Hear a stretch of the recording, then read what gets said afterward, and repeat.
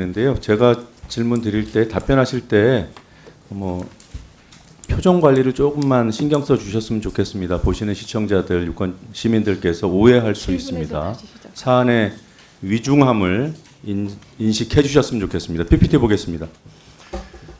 청부민원 사건의 개요에 대해서 시간이 좀 걸리더라도 짚고 넘어가겠습니다. 유희림 위원장의 가족, 친동생, 친아들, 조카, 처제 등이 포함된 가족, 그리고 유희림 위원장이 거쳐왔던 그런 조직들, 미디어 연대, 경주엑스포, YTN 이곳에서 일하는 사람들, 일했던 사람들, 그리고 유희림 위원장 친동생과 관련된 단체의 관계자, 이런 사람들이 특정 시기에 동시다발로 한 사안을 민원을 제기했습니다.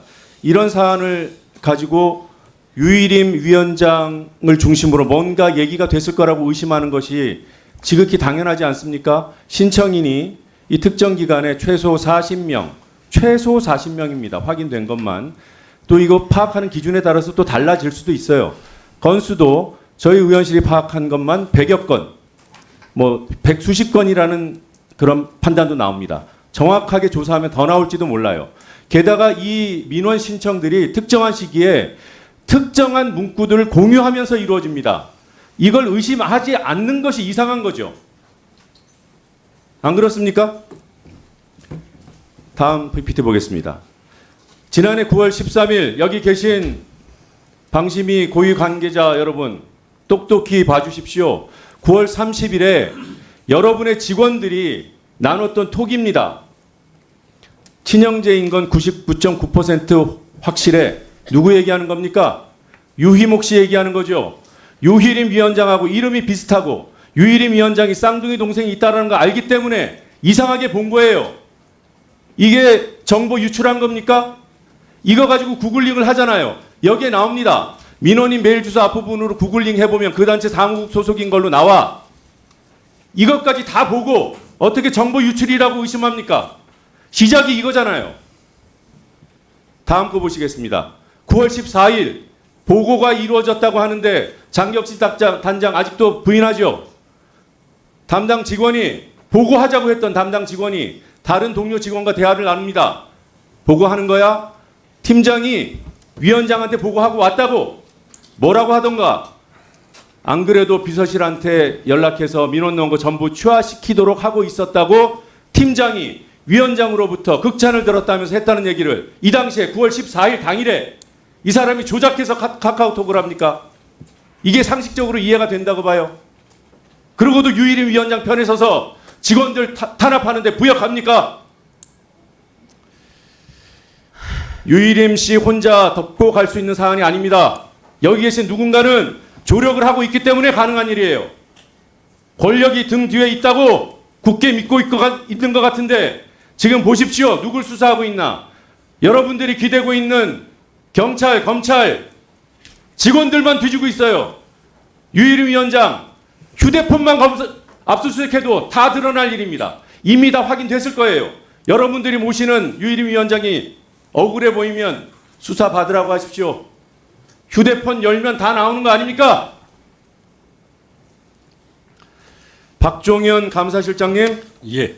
당시에 사무총장 직무 대리셨죠? 예, 그렇습니다. 공정하고 성실하게 감사 임하고 계신다고 했죠? 예, 그렇습니다. 공정하고 성실한 감사는 개인의 의지로 이루어집니까? 제도적인 장치로 이루어집니까? 법과 규정에 따라 수행할 겁니다. 본인의 의지와는 무관한 거예요. 유감스럽게도. 그렇죠? 그렇습니다. 본인은 지난해 이 민원 사주라고 불리는 사건이 있었을 때 사무총장 직무 대리였죠? 예, 그렇습니다.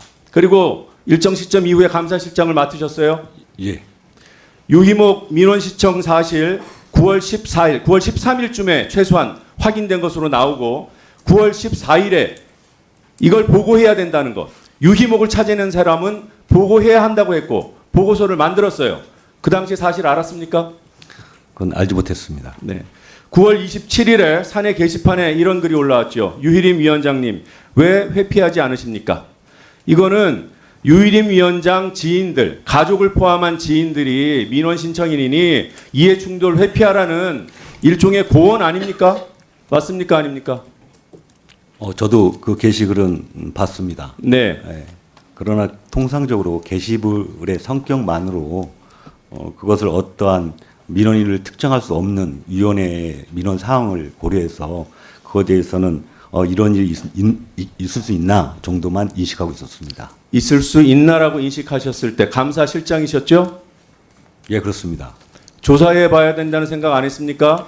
다시- 직원들이 이미 알고 있는데 제가 말씀드린 거는 통상적으로 민원을 신청할 때는 민원 신청 내용에 대해서는 안건서에 그 내용을 기재되지도 않고요. 그 안건에 있는 그 성명을 알 수도 없습니다. 다음 그에 대한 문제 사적 보여주십시오. 이해관계도 알 수가 없습니다. 알겠습니다. 알 수 없어서 굳이 볼 수 없는 건 이해를 해요. 그런데 의혹이 제기되면 확인해야 하는 것이 감사실장의 소임 아닙니까? 그래놓고 무슨 공정하고 성실한 감사를 합니까?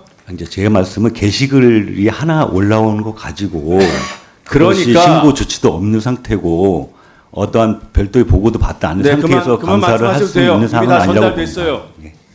그런 말씀을 기기하게 하시면 본인한테 불리합니다. 설득력이 없잖아요. 팀장이 자기 직을 걸고 실명으로 게시글을 올렸으면 확인해 보는 것이 기본이죠. 그게 감사죠. 그리고 조금만 확인하면 해당 부서에서 보고서가 작성된 사실까지는 확인할 수 있었어요.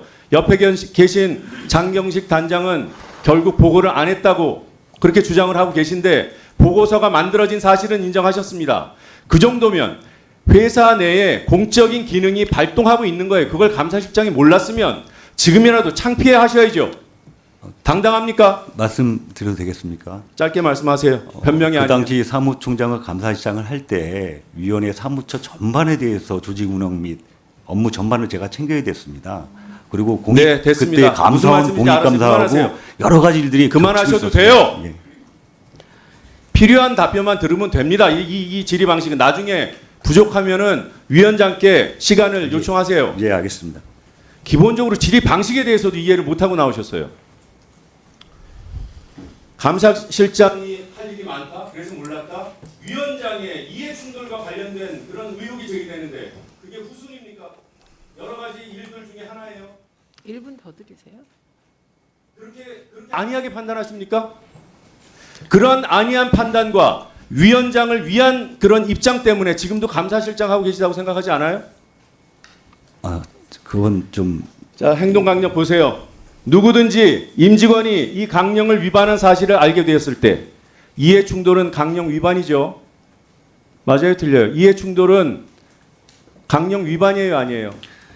행동강령은 이전에 있는 법이고요. 이해충돌방지법은 2022년도에 새로운 신법으로 상위법으로 발의됐습니다. 그래서 이해 충돌해도 된다는 거예요. 그걸 알고도 아닙니다. 직원들이- 이해충돌 그 선후 관계가 무슨 상관이 있습니까? 이해충돌방지법에 변명을 자꾸 적용됩니다. 변명으로 늘어놓으시는 거예요.